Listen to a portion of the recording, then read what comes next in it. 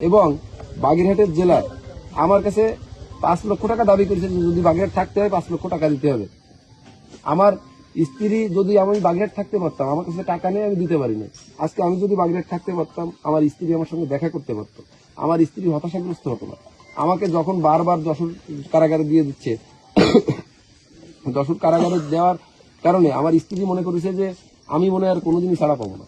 আর আমি মনে করি এটা পরিকল্পিতভাবে হত্যা। আমি অ্যারেস্ট হয়েছি 5ই এপ্রিল। আমি যে কটা মামলা আমার হয়েছে, প্রতিটা মামলার সময় আমি দেশের বাইরে, একের পরে এক মামলা। আসলে আমি দেশের বাইরে ভিসায় গেছি ট্রিটমেন্টে, আমি দেশে আবার ব্যাক আসছি। আমি যদি কোনো অন্যায় কাজ করতাম তাহলে তো আমি দেশে ব্যাক আসতাম না।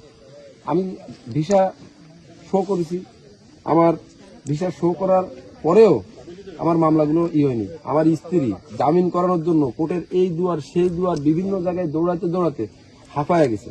আমার স্ত্রী অনেক হতাশাগ্রস্ত ছিল।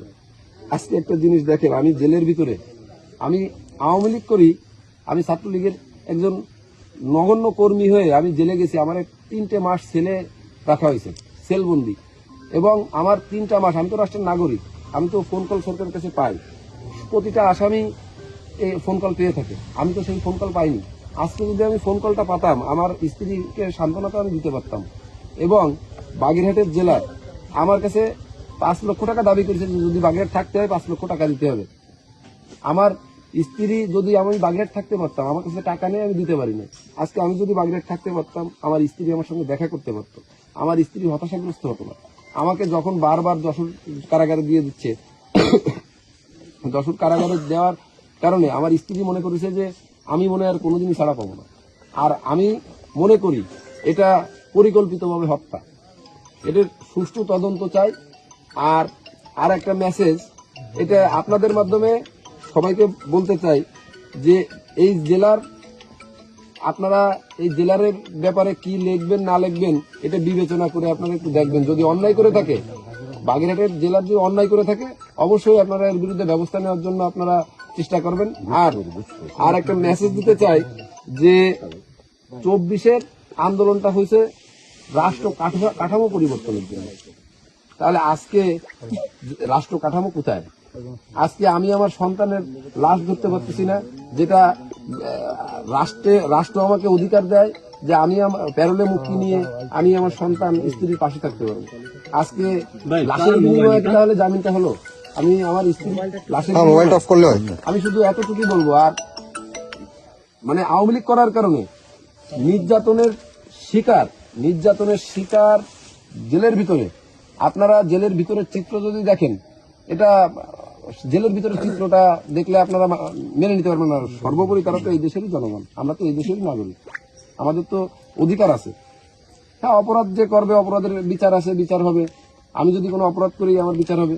এই যে আমার এলাকাবাসী এখানে যারাই আছে, আমি এই এলাকায় আপনারা দেখবেন তথ্য নিয়ে, আমি এই এলাকার কারো জমি দখল করা, ধান্দাবাজি চান্দাবাজি কোনো তার ভিতরে গেছে কিনা। আমার রাত 2টার সময় ফোন দিলে আমি কুকুরের মতো সেই বাড়ি পৌঁছে গেছি, যে মানুষের উপকার করেছি। কিন্তু আজকে আমি কেন এটা হবো? আমার এলাকাবাসী বলে যে সাদ্দাম কেন এতদিন জেলে থাকবে? আপনাদের কাছে দাবি যে এরকম স্ত্রী সন্তান যেন আর কারো না হারাতে হয়। আর এরকম আর একটা বিষয়, কারাগারে 15 দিন পর সাক্ষাৎ, যেটা আমার কপালে অনেকদিন ছিল না এখন, কিন্তু কারাগারে যেন 7 দিন পর সাক্ষাৎটা হয়। 7 দিন পর সাক্ষাৎ হলে পরিবার হতাশাগ্রস্ত থেকে মুক্ত হবে, আসামিরা হতাশাগ্রস্ত থেকে মুক্ত হবে। যদি এই আসামিরা পরিবার হতাশাগ্রস্ত থেকে মুক্ত হয়, তাহলে আমি মনে করি এরকম ঘটনা নাও ঘটতে পারে। আর আমি একজন হাজতি, আমার মামলা বিচারাধীন অবস্থায় আমাকে কেন্দ্রীয় কারাগারে পাঠানোর ইখতিয়ার নাই, আমার কোনো রিপোর্ট নেই। আমি কোনো রিপোর্টের আসামি হলে আমাকে অন্য কারাগারে দিতে পারে। আমি যেহেতু আমি কোনো রিপোর্টের আসামি না, আমি খুনি না, আমি রাজনৈতিক বন্দী।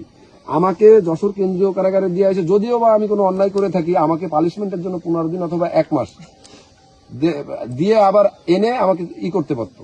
আজকে আমার স্ত্রীকে দিয়ে আমি কোর্টে পিটিশন দিয়েছি আমি বাগেরহাট যাতে থাকতে পারি। আমার তো বাইরে আসার একটাই ইচ্ছা ছিল যে আমার স্ত্রী, আমার সন্তানটাকে আমি কোলে নেবো, আমার স্ত্রীকে আমি সময় দেবো। তো আমি সেটা পালাম না। তো আপনাদের মাধ্যমে আপনারা একটু যে কোনো ভাবে একটু এই মেসেজটা পৌঁছে দিয়েন যে বন্দিরা যেন 7 দিন পর দেখা করতে পারে।